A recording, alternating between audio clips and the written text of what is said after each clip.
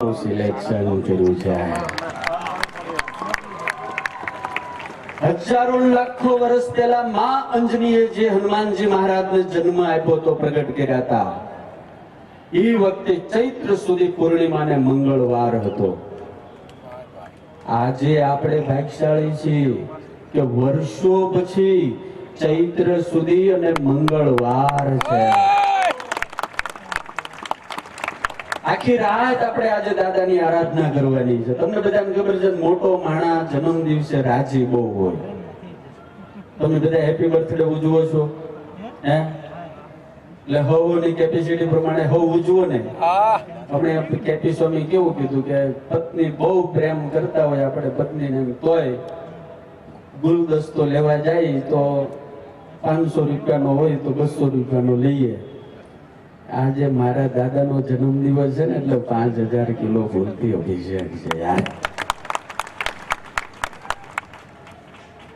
આમાં પૂજ્ય અમારા ડીકે સ્વામી, જગત સ્વામી, કીર્તન સ્વામી, નીલકંઠ ભગત આ બધી ગોઠવણી છે ને આપણા મગજમાં આવે એવી નથી। અને આ કોઈ એન્જિનિયર ને કોઈને એમ બોલાવ્યા નથી આર્કિટેક્ટ ને। આ બધું જ મગજ જો હાલ્યું હોય તો ડીકે સ્વામી અને નીલકંઠ ભગત બેનું છે। આ બધા માત્ર ને માત્ર ગુરુદેવના આશીર્વાદ, અમારા ગુરુ અથાણાવાળા સ્વામી, ગુરુ પૂજ્ય અમારા અહીંયા બેઠા છે એમના આશીર્વાદથી આ બધું થઈ રહ્યું છે। ભલા ભક્તો, આ સાળંગપુરની ધરતી તો એવી છે। એક વખત વર્ષો પહેલા કીધું હતું કે નામ કષ્ટ પંજર માથું મૂકોને દુઃખ દૂર થઈ જાય। 175 વર્ષ પહેલા ગુરુદેવ ગોપાળાનંદ સ્વામી જે દાદાને બોલાવ્યા, ધ્રુજાવ્યા, હસાવ્યા, એ દાદાને એટલું જ કહેતા ગયા હતા તમારું નામ કષ્ટભંજન રાખું છું, અહીંયા આવે એના દુઃખ દૂર કરવાના। અને એના ચરણમાં શનિની પનોતી રાખી અને સ્વામી એવું કીધું કે આ ધરતી ઉપર જે આવશે એને કષ્ટ નહીં નડે અને શનિની પનોતી પણ નહીં નડે।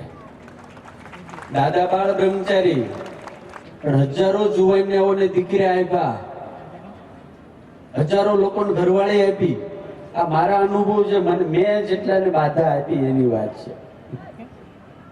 સુખદેવ સ્વામી હમણાં એક લંડનના ભાઈ આવ્યા હતા 2 વર્ષ પહેલા, હું ગયો તો શશિકાંતભાઈ ફલાણા વાળા, પ્રવીણભાઈ ને બધા હારે હતા। મેં 2 વર્ષ પહેલા કથા હતી, એમના ભાઈ અશ્વિનભાઈ, એમની દીકરીને ત્યાં દીકરો નહોતો, હમણાં અઠવાડિયા પહેલા આવ્યા ને ત્યારે મને કીધું, ત્યારે મેં એમ બાધા આપી।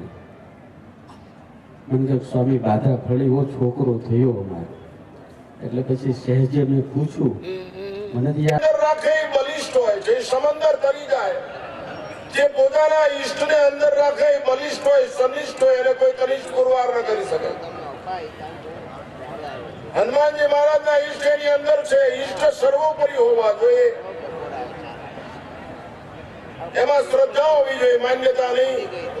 માન્યતા બદલાઈ જાય, વેચાઈ જાય, પાયા વગરની ઇમારત છે। શ્રદ્ધામાં હું at no second thought at all, બીજો વિચાર જ નહીં, દૂજો નહીં, મોત મીઠું કરી લે પણ કોઈ દિવસ શ્રદ્ધાને ડગવા ન દે, એવી જીવન પદ્ધતિ અહીંથી નિર્માણ થાય છે। આની પાછળ સંતોની તપશ્ચર્યા, સંતોનો વિશુદ્ધ ભાવ। આ વિષ્ણુ સ્વામી છે એ ક્રિયાત્મક નથી, ભાવાત્મક છે, મારો અનુભવ છે। એના ગુરુજી પણ ભાવાત્મક હતા। એ કથા વાંચતા ત્યારે હું સતત લાઠીદળમાં બેસી રહેતો એમની સામે ભાગવત કથામાં। જે પદાર્થને ગણે ને, પૈણને ગણે ને, પ્રભુને સર્વોપરી ગણે, જે સત્યને સર્વોપરી ગણે, સંપત્તિ જે સત્તાને સર્વોપરી ગણે નહીં, એવું આ અસ્તિત્વ અતુલિત ધામમ હેમ શૈલામ દેહમ દરજમૃતુષાનમ જ્ઞાનિનામગ્રગણ્યમ સકલ ગુણ નિધાનમ વાનરાણામ અધિષ્ઠમ રઘુપતિ પ્રિય ભગવં વાદ જાતમ નમામિ। એટલે એક વાત ગાંઠ રાખવી, ઈષ્ટની કૃપા થાય તો બલિષ્ઠ થઈ જાય, ઈષ્ટ કૃપાવિષ્ટ થાય તો સંનિષ્ઠ થઈ જાય, ઈષ્ટ કૃપાવિષ્ટ થાય તો સત્કર્મનો પ્રવાહ વહેવા લાગે। અમે એવું ઈચ્છીએ છીએ કે આ બંને હરિપ્રકાશ અને વિવેક સાગર અને રામની કૃપા ઉતરી રહે સદગુરુની, તો આ રાષ્ટ્રની તમામ સમસ્યાઓને હલ કરવાનું આ કેન્દ્ર સ્થાન બની રહે એવો ભગવાનની પાસે અમે આશીર્વાદ માંગીએ છીએ। સામાજિક સમરસતા,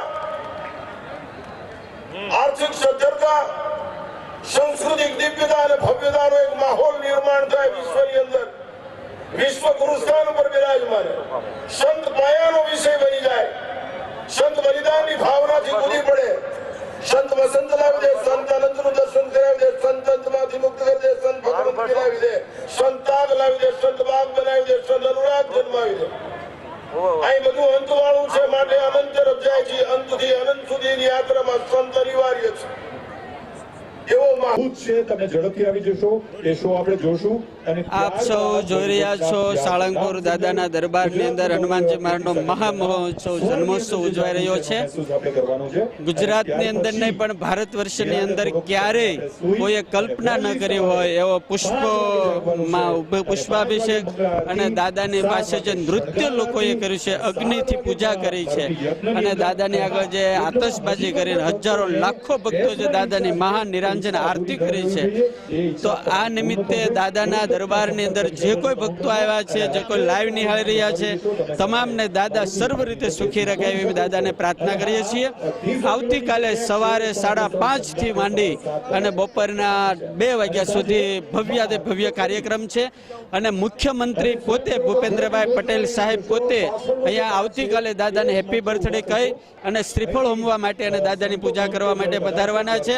તો આપ સૌ પણ જનતા દાદાને હેપી બર્થડે કહેવા માટે અને દાદાની પ્રસન્નતા અને આશીર્વાદ લેવા માટે પધારજો. જય સ્વામિનારાયણ. જય સ્વામિનારાયણ. હનુમાન જયંતિ મહોત્સવ નિમિત્તે સાળંગપુરની અંદર કિંગ ઓફ સાળંગપુરને જે સ્થાપિત કર્યાને 1 વર્ષ પૂર્ણ થઈ રહ્યું. આપ જોઈ રહ્યા છો કે દાદાને 5000 કિલો ફૂલથી અભિષેક મહાઅભિષેક કરવામાં આવ્યો. કદાચ ભારત વર્ષમાં પહેલો આ એક પ્રયોગ છે કે દાદાને આટલો બધો અભિષેક, એક બાજુ સૂર્ય એક બાજુ ચંદ્રની વચ્ચે હનુમાનજીનો મહાઅભિષેક. આજે દાદાના ચરણોમાં પ્રાર્થના કરો હવને દાદા ખૂબ સુખી રાખે અને આવતીકાલે હનુમાનજી મહારાજનો ભવ્ય જન્મોત્સવ ઉજવવામાં આવશે. કેક કાપવામાં આવશે, દાદાનો મહાઅભિષેક થાય, દાદાનો અણકોટ ધારણ કરાવવામાં આવશે. તો આપ સૌ ભક્તો દાદાના દર્શન કરવા પધારજો.